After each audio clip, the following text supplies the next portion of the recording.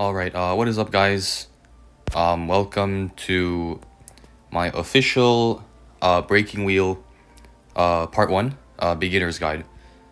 So, just a quick disclaimer, I'm basically overhauling like the entire thing that I did like record beforehand because it was just like not up to par, like up to my standards. So I'm just gonna redo like the entire thing, mostly the whole thing. So in this episode, like this part, I'll be going over Breaking Wheel's kit, how to use him as like an individual, like himself, whatever, and then like his hitbox, and like just basically the basics. And then in the next part, I'll be going over maps, I think, and then like team comps, serves he's like good against and bad against. So I would say I'm more or less like decently qualified to like give a guide, and I guess this is like pretty fast refresh because it's almost badge refresh. It's like currently Sunday, so that's why. So some of you may know I've held top 3, so podium position for 2 weeks, ample amount of time, I could say so myself, and I am indeed playing on a PC account, and surprisingly there's still a decent bit of time left in this season, so I'll probably reach Hydra on it as well. Here's the ID and all the matches, whatever. So I don't know, man, this is just my excuse to like show off my stats. But anyway, to begin, Breaking Wheel, his kit, what is this? Execution wheel. This is, yep. So this is his active skill, where if you, well, passive, I guess. These two are passives.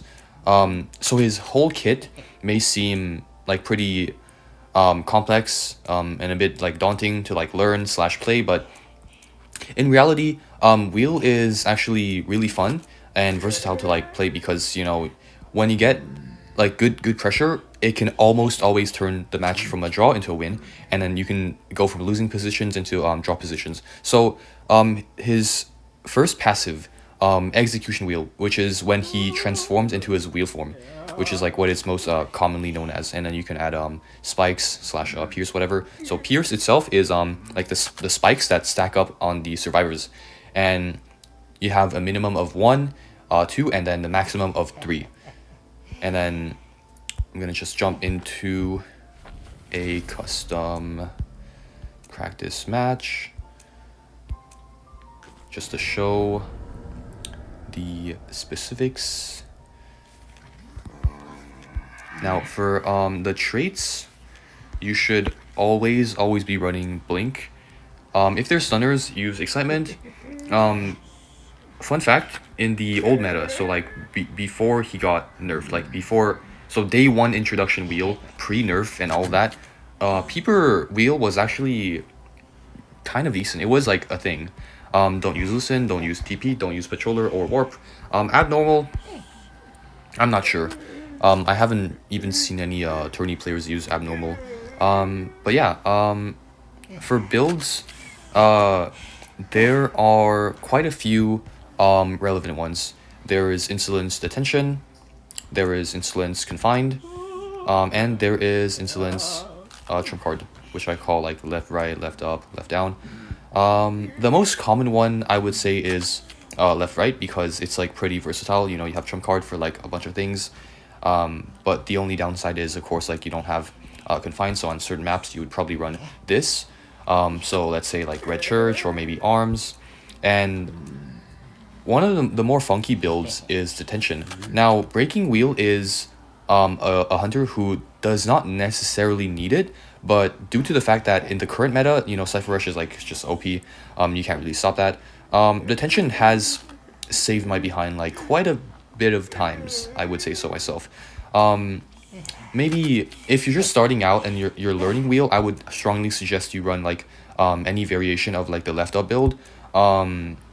Once you slightly get more comfortable with like his movements, whatever, and you know like the map layouts, whatnot, you can definitely use left right, I mean. And depending on like survivor team comps, whatever, which I'll get into like on the later parts, you can definitely run insolence detention. So let's just ready up.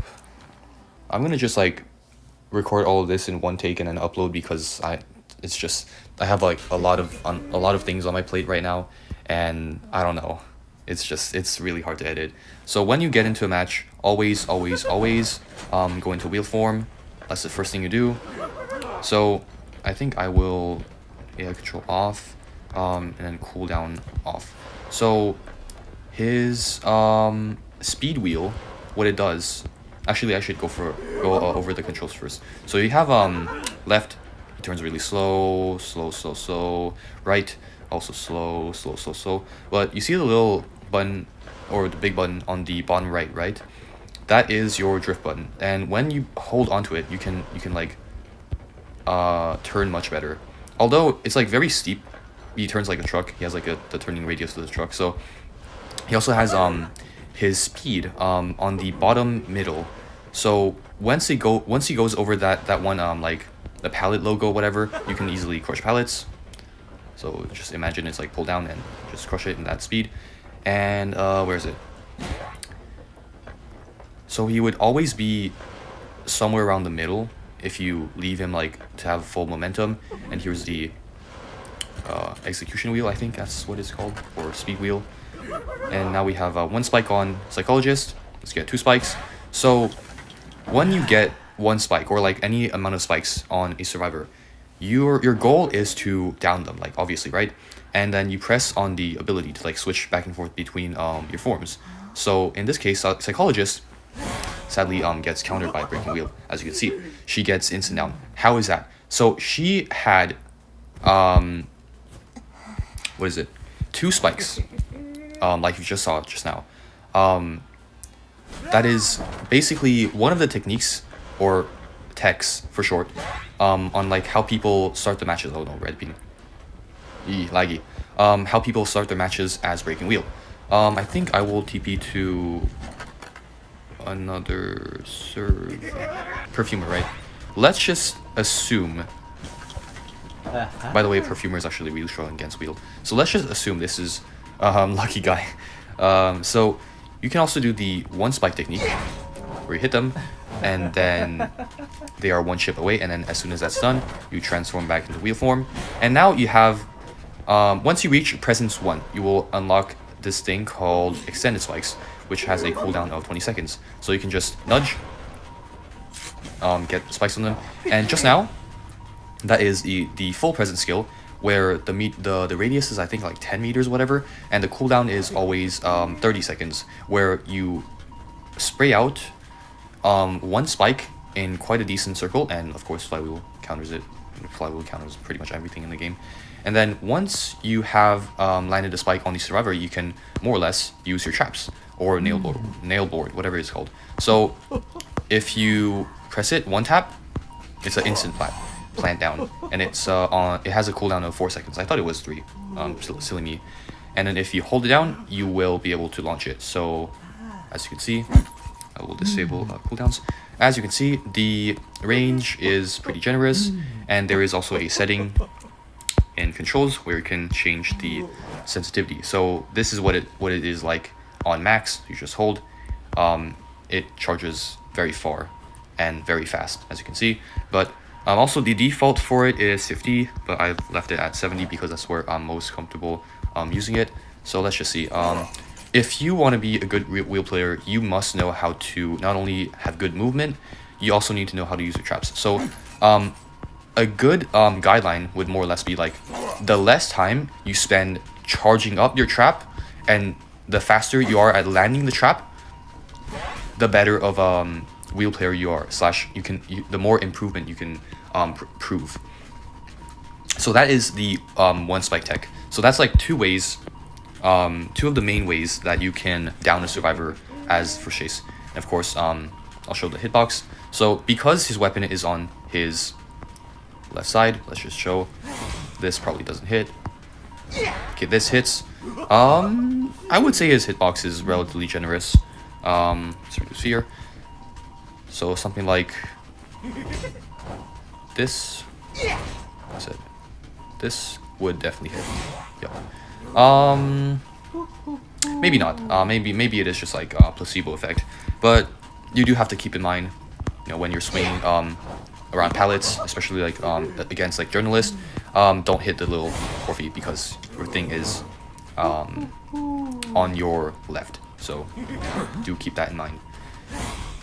I don't think there's really much else to show, except there is one tech. Well, you can obviously use blink as you would any hunter. Well, that hitbox is really generous. But yeah, there really isn't much for me to show in like the first guide, you know, beginner guide, for now, except for maybe, where is it? Decode.